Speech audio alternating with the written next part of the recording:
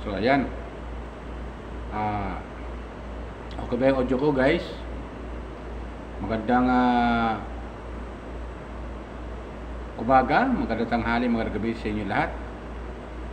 Sana po nasa mabuti kayong kalagayan at malayo sa karamdaman. Okay?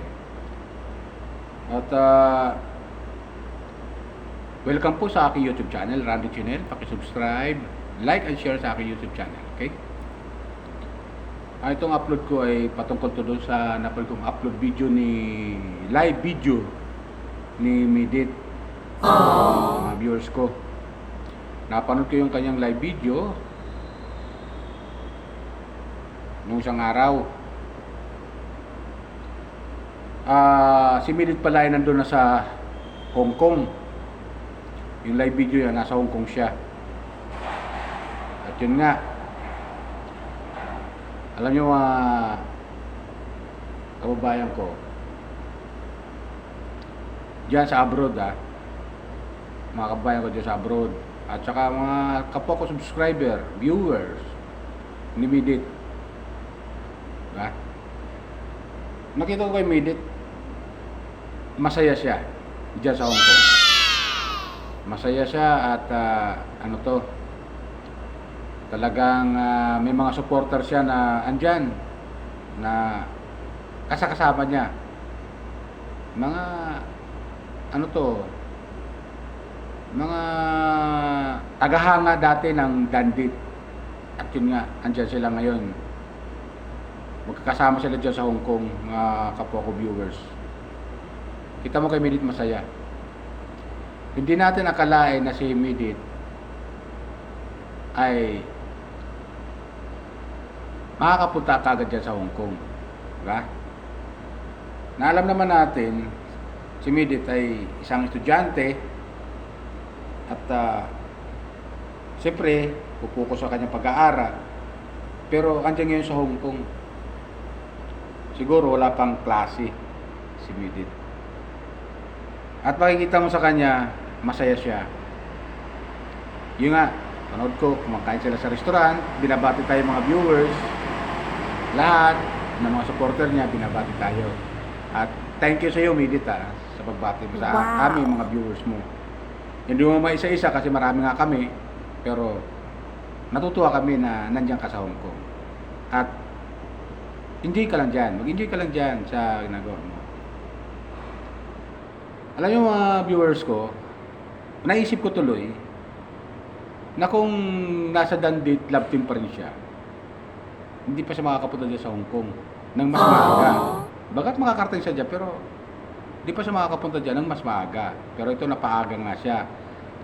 Simula nung mawala ang Dandit at mawala yung love team nila ni Dan at Midit, yun, nakarating nga kaagad siya dyan sa Hong Kong. Yes! At ayun nga, masaya naman siya, in fairness naman.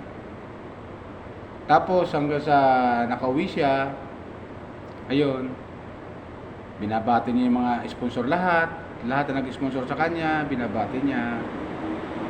Tapos habang sa live niya, naka-on siya doon sa live niya, may nababasa sa doon, may sponsor na nag-o-offer na sa kanya. Nasa Hong Kong pa lang siya, may nag-o-offer na kaagad na taga Australia, ewan ko tama pagkakadinig ko, na uwi ng Pilipinas at tinanong si Midit kung saan niya gusto magbakasyon. Sa Thailand ba o sa Australia? Diba? Napakaganda. Talagang blessing in disguise yung mga dumadating na blessing ngayon kay Midit. Nakakatuwa lang na ang isang Midit na hinahanga natin ay sa likod ng pagkawala ng love team niya kay Dan, as in Dandit love team, ay andyan sa Hong Kong, namamasyal sa dyan. Wow! Mga viewers ko, subscriber ko, mga kababayan ko, pasalan nyo si Midit, puntahan nyo bukas, papasal daw siya bukas maga dyan sa maaaring sa park ng Diyan sa Hong Kong, pasyalan niya yan. Puntahan niyo si Midit. At ibang Midit yung makikita natin diyan. Talagang masayahin. At ano to, tawag dito yung matalino at very vocal si Midit. Talagang ang tawag diyan, bakasyonista diyan sa Hong Kong Wow. bilang isang turista, di ba? So, napakaganda, blessing in disguise din kay Midit. Yung pangyayari. Kaya nakakatuwa lang na panoorin siya at masaya kahit paano naiibsan yung sa likod ng kalungkutan na nangyari sa kanila ni Dan bilang love team na iniwan sa ere. Sabi nga ng viewers, sabi nga dito sa comment section, iniwan nila si Midit sa ere. Iniwan nila si Midit sa ere. Grabe. Grabe yung hinagpis ng comment kung aking babasahin buo. Sobra. Talagang very supportive sila kay Midit. Kawawa naman. Kaya kung nag-enjoy man si Midit dyan sa Hong Kong, ay deserve niya yun. Diba? Mga kababayan ko, mga viewers ko, kapwa ko viewers, kapwa supportive ni Midit, deserve niya na mag-enjoy siya. Diba? Yes! Pero yun nga, napanood ko sa kanya yung pinakanta siya nung kanyang ng kanyang mga viewers eh. At yung kinanta nga yung kay Karen Carpenter, kanta ni Karen Carpenter yung Top of the World at saka yung ano to,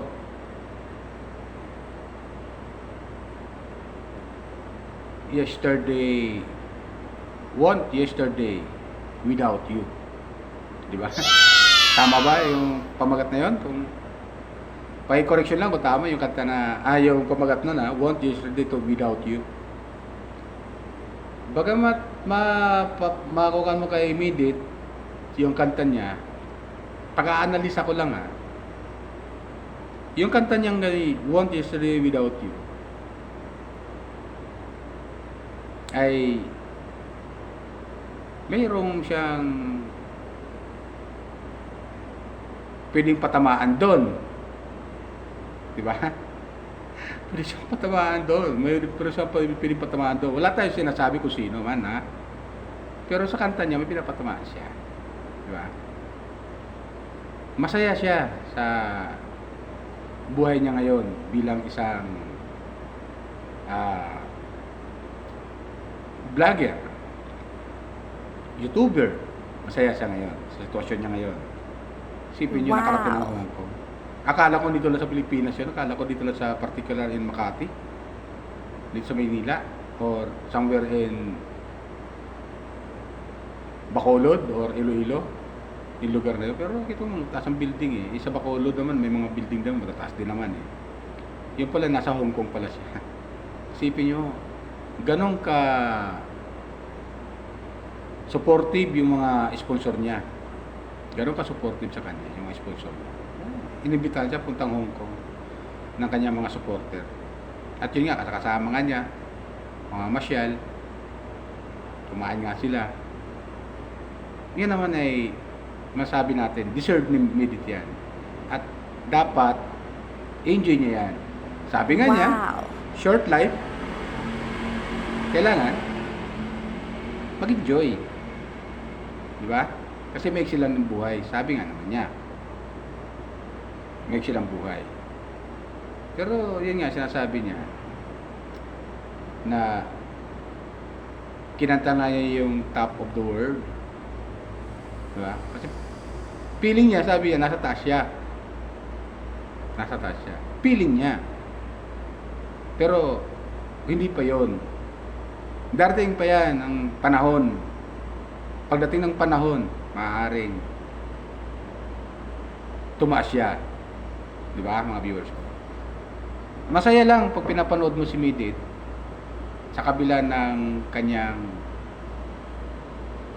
mga ngiti, pero mababakas mo pa rin sa kanya yung isang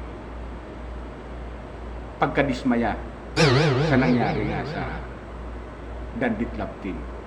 Hindi kasi may aalis natin yun eh. Hindi natin maaalis mga viewers ko, subscriber ko. Mga kababayan ko dyan sa abroad na sumusuporta kay Midit. Hindi natin maaalis yun sa kanya eh. Di ba? Hindi natin maalis sa kanya kasi